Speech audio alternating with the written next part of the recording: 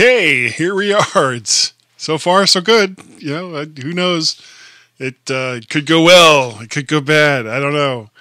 Um, I have lots of reasons for my anxiety over tonight's show. A couple of things happened over the weekend that were a little odd, not unusual here in this house as related to technology that I have anything to do with. But a couple of things I did want to mention. I went ahead and got the beta for OS 10. Sorry, what am I saying? For Mac OS 10.13, 10.13, High Sierra. And I've got that on my MacBook Pro. Not on this machine because, I rely on this machine not just for the Mac to the Future podcast, but also for the My Mac podcast. And speaking of, last week I sort of did a solo show, not unlike what I do here each week.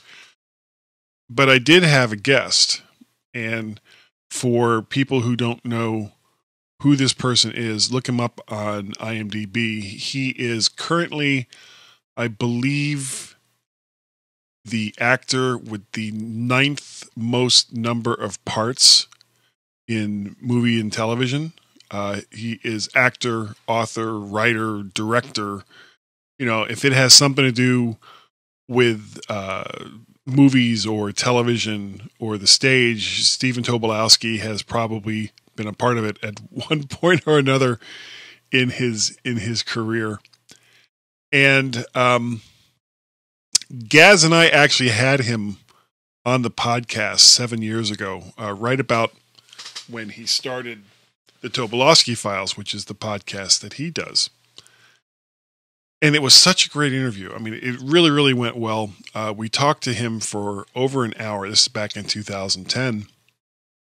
And it was, unfortunately, the interview was so long that we broke it up amongst two different podcasts. It was My Mac Podcast 302, My Mac Podcast 303. So if you go way back into the archives, you will see My Mac Podcast 302, My Mac Podcast 303 has in the center section the interviews with Stephen Tobolowsky. And I had been trying to find a way to get him back on the show again. Now, the thing is, I mean, he is a working actor, which means that, he can be pretty busy at times. And when you throw in the fact that he's also doing his own podcast and all the things related to that, he's got a couple of books out. He goes out on book tours. I mean, it's not like I can just call him up and say, "Hey, Steve, come on the podcast." Except in this particular case, starting Friday, that is kind of what happened, which is kind of weird. I hadn't gotten anyone for the My Mac podcast to host with me that weekend because Gaz was off on vacation. Like I was gone for 2 weeks, though we did do, and I should mention it. I don't remember if I said anything about this last week. We did record a podcast on our way down to Florida, going through Georgia and Florida. And Gaz was in the beginning part of it. We used Skype through my iPhone, going through a small little portable mixer into the iPad, and we did manage to record some audio for My Mac Podcast 661, I think it was. Didn't go quite as planned. Bandwidth being what it was as you're traveling down the road at 70 miles an hour meant that it wasn't as good as it could have been. But it was a good time doing it. And then of course when we came back from Florida, Gaz was at that point, he was gone. Whoops, what's going on here? So, typically in a case like that, I will try to get someone to come onto the show with me to host it.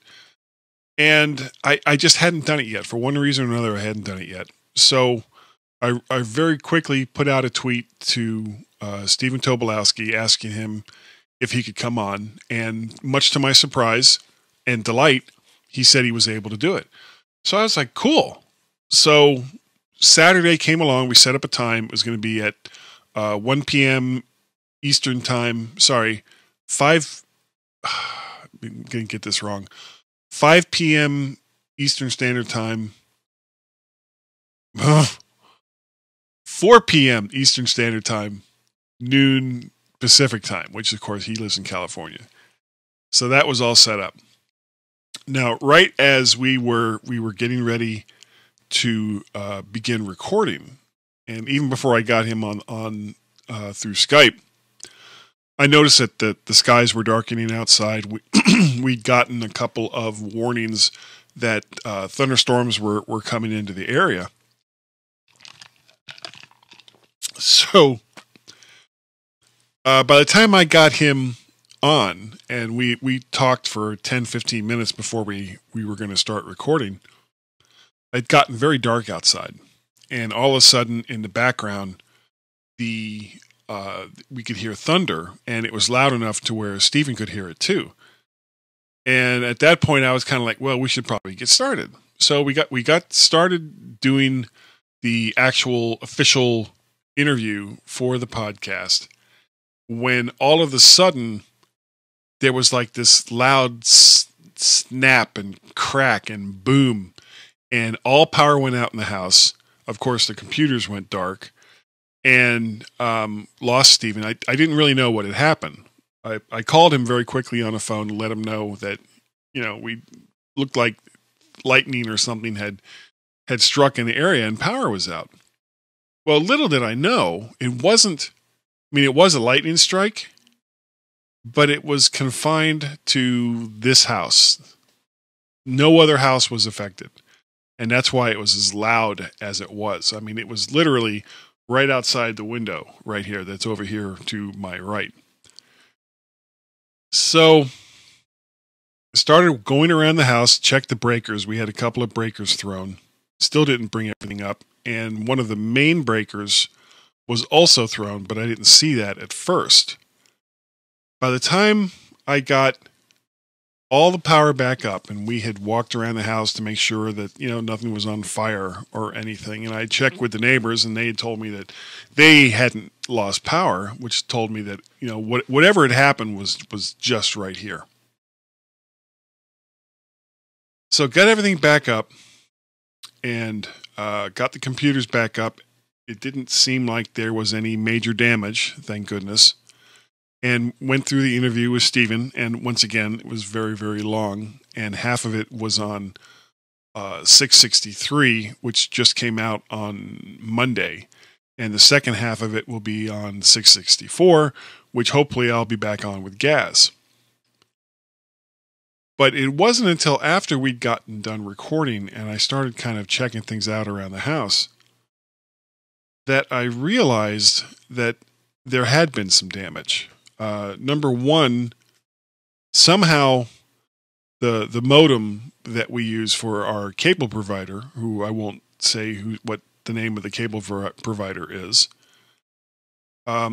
we had internet connectivity through Wi-Fi, but the Mac Pro that I have down here has a direct Ethernet connection through a switch, a Netgear switch that is over here in this little closet area. And that wasn't working. I was only connected up through Wi-Fi. So the entire interview that I did with Stephen Tobolowsky was through Wi-Fi. It wasn't through a direct internet connection through Ethernet. So, plus our phones were not only not working, they were fried. We have I think it's called Deck 6, and it's basically you got a base unit that's directly connected into the phone, and then you got a bunch of little satellite units throughout the house. Well, they were all dead, or at least the base unit was dead, which effectively means that all the little satellite units were dead too. And the switch, the Netgear switch that I'd been using for the computer and some of the other gear that I've got down here, that was also dead. And the last thing that we found, now we're having an electrician come out to check the rest of the house to see if there was anything else that was damaged that we didn't see.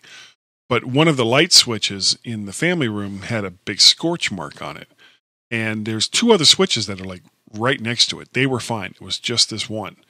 And the lights that switch controls isn't working.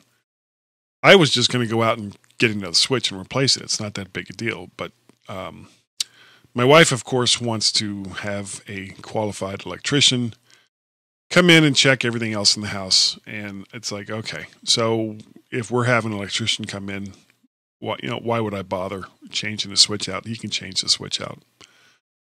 So that's kind of what happened last Saturday, and the damage that we found around the house from the storm on Saturday. We're still kind of going through all that, but it does bring up something that I wanted to talk about, and that was good reasons for backups and surge protectors. Now, most of my gear is on surge protectors. Some of it made it through, some of it obviously did not. And the gear that didn't make it through was on surge protectors.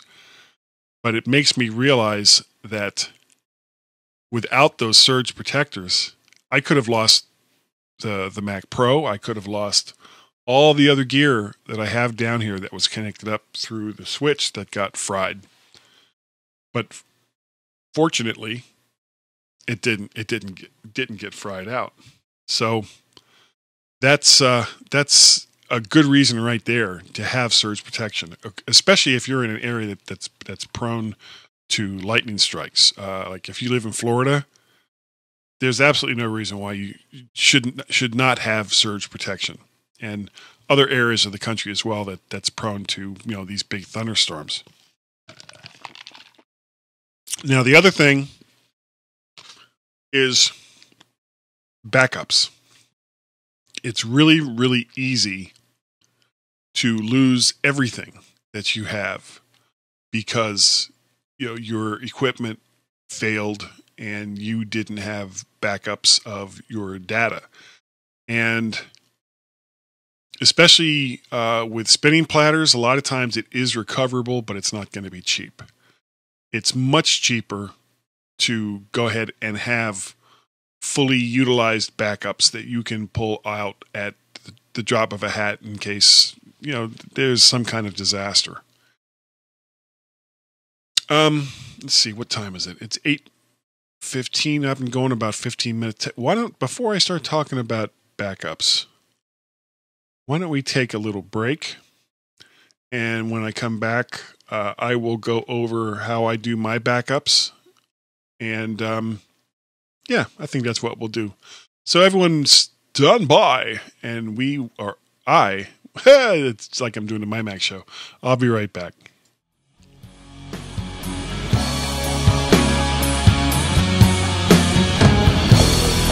Are you a new Mac user or an old hand? Wish you could know the ins and outs, keyboard shortcuts, or hidden tips and tricks to make you more efficient using your favorite computer? Hey, it's your lucky day, because Edward Eisen has written a great guide to knowing more about the Mac and the OS that it runs on. It's called This is the Light Side, and it's available through Apple's iBookstore or with Amazon. Better yet, it's not a stuffy old book that gathers dust on the shelf once the next operating system is released, because it's an ebook that you can look at anytime you want. It won't get outdated because it's continuously being updated. Information on setting up your new Mac, installing and getting rid of applications, security settings and what to look out for, keyboard shortcuts, some basic app recommendations, how to use Windows on your Mac, if you really want to, that is, advanced topics, searching, using iCloud, and much more. All this for a mere 99 cents. Go to the iBookstore or Amazon and check out Edward Eisen's This is the Light Side. It's the book you want on your virtual shelf. Okay, and we are back and doing a quick check to see what's going on over there. Nobody's commenting, but it's good enough. I got Brian and Wang are there in the chat room. Hi, guys. So I described what happened, the lightning strike and all that stuff, and how bad it could have been, but fortunately was not. Most likely, in the relatively near future, things like doing local backups and all the rest of that won't be nearly as important because most of our data will be in the cloud. You know, this cloud is the magic buzzword for the future, I guess, these days. But yeah, it's kind of the way things are headed. But in the meantime, we still have our laptops, we still have our desktops, and we have all kinds of data that we keep on them, a lot of which we can't get back if something bad happens. So what I do is, of course, I have a time machine backup, which honestly, Apple's time machine backup or time machine program, I think is pretty much crap. I don't really like it. I don't trust it. And the only reason why I do it is, or I use it, is because of the device that I use for all the rest of my backups has the storage space to handle it. So there's that. There's the Apple time machine. The other thing that you may want to consider, and there are free versions of the program and paid versions of the program, is Carbon Copy Cloner and Super Duper. I've used them both. They both work very, very well. I have the paid version, which allows me to schedule my backups, which is kind of the big reason why I would want to use something like that. I don't want to have to sit there and trigger backups all the time. So I have once a week backups using Carbon Copy Cloner that's going to a Drobo 5N, which has 4 4-terabyte drives in it. And I actually need to start replacing those with bigger drives. I think I can put up to either 8 or 10 terabyte drives in the Drobo. And the nice thing about, people talk about Drobos, and it's not always complimentary. The thing I like about Drobos is, as compared to other NAS drives, is that most of the other NAS drives, when you want to replace a drive or when you want to increase the storage in that drive, you have to do, however, say it's got 2 or 4 drives inside. You have to replace both of those or all 4 of those with the same size drive in order to keep it all balanced. With the Drobo doesn't care. Drobo's like, okay, I got a 1 and I got a 4 and I got a 6 and I got a 2. I'm good. So Drobo itself, it doesn't have the speed that a lot of the other ones do, and you do lose quite a bit of the potential for storage. Like I said, I've got 4 4-terabyte drives in it, so I have the potential for up to 16 terabytes. But in actuality, I only have between, I think, 10 and 11 terabytes of actual storage that I can use.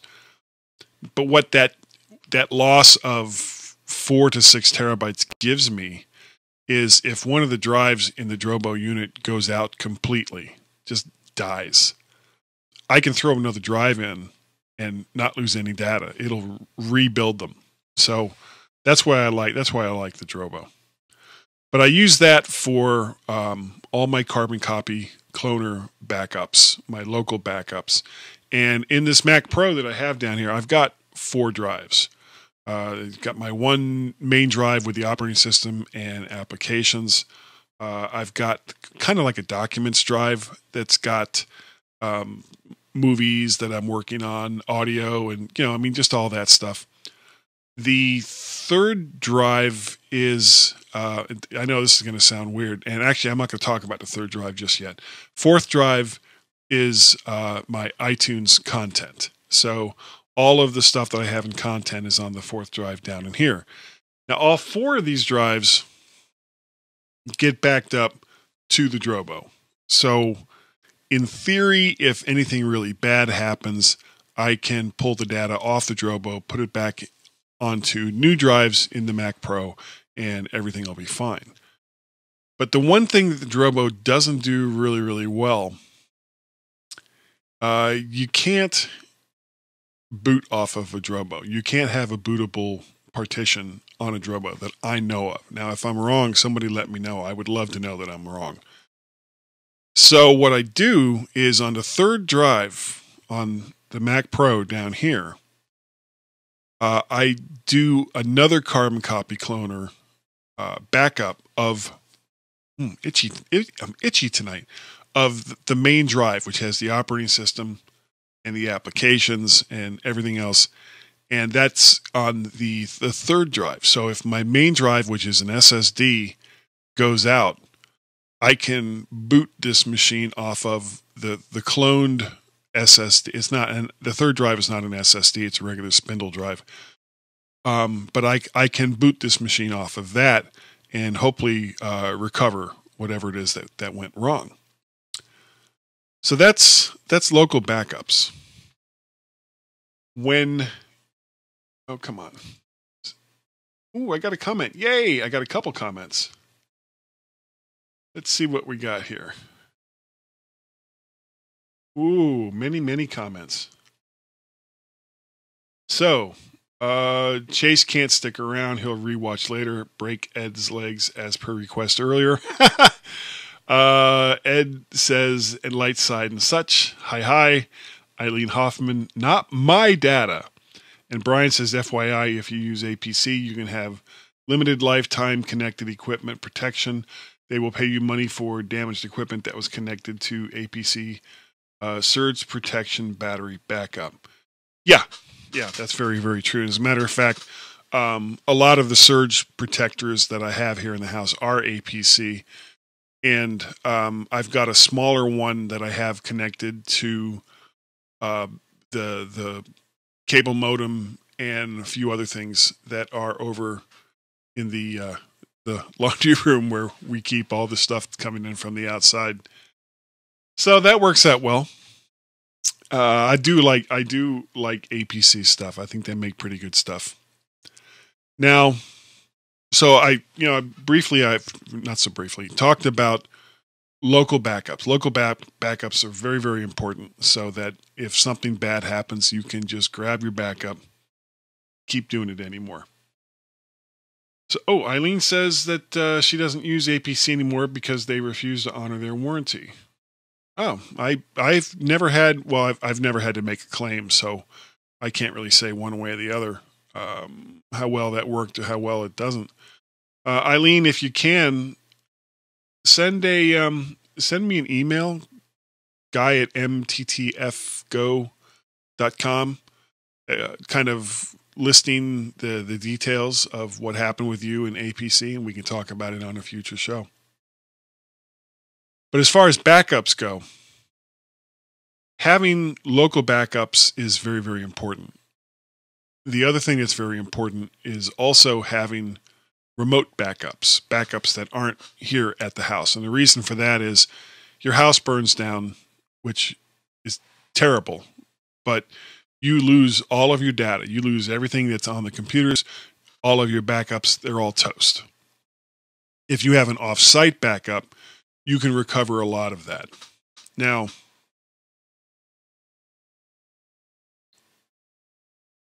the benefit of that is if the absolute worst happens, your backups are hopefully easy to get to and can get you back up and running. The problem is finding a safe and secure place for a off-site backup and how to keep it up to date. Now, what some people do is they rotate their drives back and forth. They will have an off-site drive that they backed up, and then a week later, let's say, they'll do a new backup on a different drive and then take that drive and swap it out with the drive that they swapped out the week before, and they'll just rotate those drives back and forth. And that's a good plan. However, it can also be kind of a pain in the ass, and that's assuming that you actually have someplace that you can take it to that's going to be safe, that you're not going to have to worry about the integrity of your data.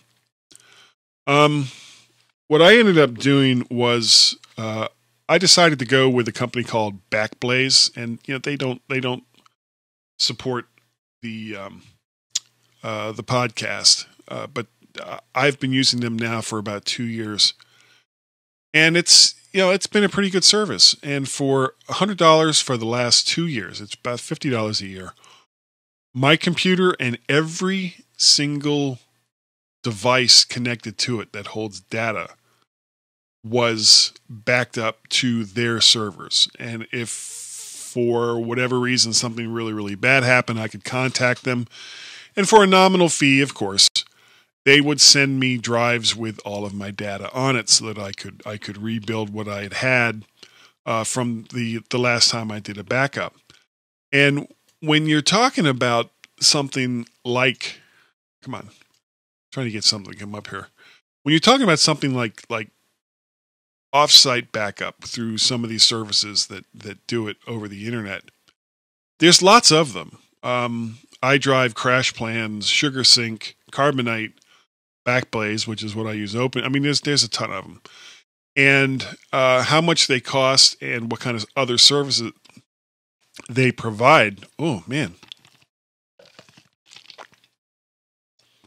it's going to be very, very different. I chose Backblaze mostly because they had pretty much rock solid reviews, and it did everything I wanted it to do. Now, some of these other services, they'll also offer, file sharing. So if you have a file in your backup that you want to send to somebody else, you can send it to them. Backblaze does not do that. Folder syncing, continuous backups, which most of the good ones will do.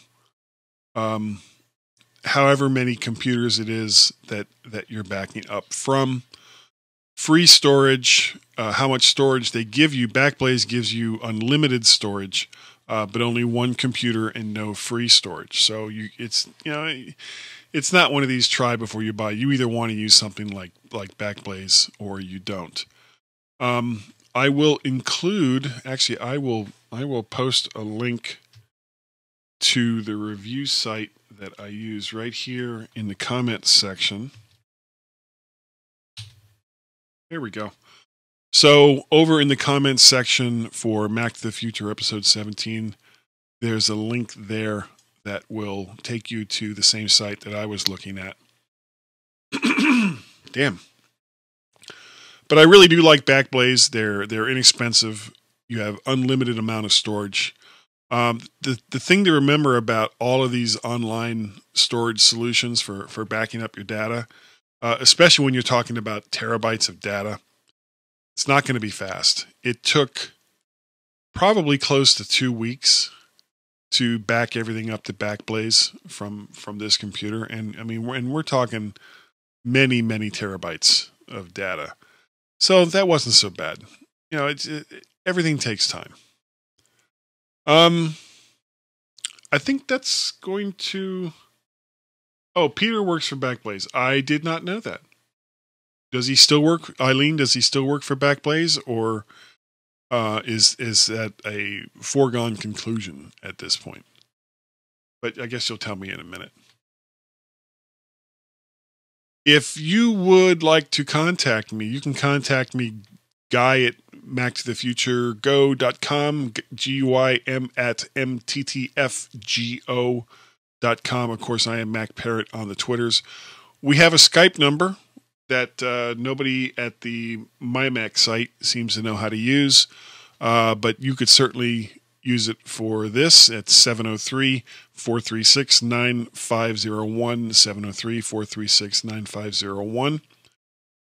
703-436-9501. Again, as time goes on, I'm hoping to be able to start getting some other people on here. I want to start doing some interviews. I can't imagine looking at my mug for a half hour to an hour every Wednesday night is going to be all that happy and exciting. So let's see if we can get some new faces in here. So with that, actually, I should have Peter come on as a guest. Oh, you know what? You're right. And I just saw David Ginsburg came in, and he reminded me 9 days until the Macstock Conference and Expo.com, which is going to be in Woodstock, Illinois. This is a conference that I've gone to the first two. This is the third one coming up. The first two were fantastic. Very first year, it's been in Woodstock, Illinois each time. The Saturday party the first year was actually at Barry Falk's house, which was great. Last year, they kind of had it just outside of the event. This year, they're going in a completely different direction with it, where Barry has rented some building somewhere around there. I don't know. And there's going to be a live band, and there's going to be food, and there's going to be drinks, and it's just going to be so much fun. And the conference itself, every single speaker comes on. They've got like 20 minutes, and that's it, to explain whatever it is that they're there to talk about. So if somebody is saying something about some topic that you just don't care about, doesn't matter. You can just go to the bathroom, get a drink of water, or whatever it is you want to do. And when you come back, there'll be a new speaker. So, and that's all day Saturday, all day Sunday, $199 for the whole shebang. Both days of the conference, the Barry's Saturday night party, T-shirts. So that, there's food, there's souvenirs, there's great speakers, there's live entertainment. I mean, what more do you want for $200 from such an event like this? It's going to be July 15th and 16th. Thank you, David. So we're only like 9 days away from this event. I'm going to be there with Tim. We're going to do the MyMac quiz. And if you look on YouTube at the mymac.com feed that Tim has there, I believe there are some videos there of us at Macworld doing earlier versions of the MyMac quiz. But it's going to be great. There's going to be prizes. My God, go to Macstockconferenceandexpo.com, or maybe even Macstock.com. Check out the speakers. Check out where it is. I'm leaving next Wednesday. I'm actually going to drive, and the story of why I'm driving instead of flying would probably take up a whole nother show. Maybe I'll talk about that next week. Yeah, maybe next week we'll do a Dave, if you're interested, get a hold of me. Maybe we can, as an experiment, try Skype and through OBS and through Facebook Live, and you and I can discuss the Macstock Conference and Expo for next week. Give it some thought. Let me know. Macstock2017.com. All right, that's a good link too. So check all that out.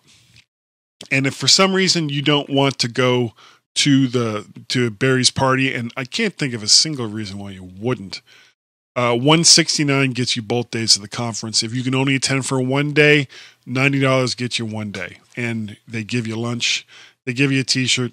There's going to be the Mac swap. My wife is making me take a whole bunch of crap here from the house that I've had for a long time, and I'm going to be taking that there for people to pick through and take home free of charge, no charge at all.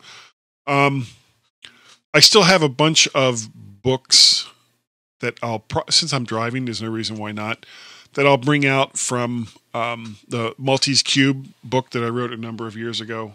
And I'll be selling those real cheap if you're interested, and autographing them if you want. And, no pressure. Buy a book. I'm sick of these things around the house. So, but it's going to be a whole lot of fun. And assuming that Dave and I can make this work, we'll come on next week and we'll talk more about the Macstock Conference and Expo. I know he was there last year. I don't know if he was there the first year, but it doesn't really matter. This is the conference that, if you were ever curious about what it was like to go to the Macworld Expo, this has the real feel to it, the sense of community, without all the nonsense of, going through aisles and aisles of iPhone case makers, or, just all that stuff. None of that's this is like the conference tracks at Macworld Expo, condensed down into easily digestible chunks. This is the sense of community of being with all of your people that you've been listening to through podcasts, or that you've known virtually online throughout all the years. This is the show that you want to go to, and I've been pushing it. I'm pushing it probably too hard. Anyway, so okay. Dave says he's been there both years. Okay, good. So I think that's going to do it for tonight. I already told you all the different ways you can get a hold of me. Guy at mttfgo.com. I'll say it again. Mac Parrot on Twitter. Our Skype telephone number that you can leave a message on, 703-436-9501.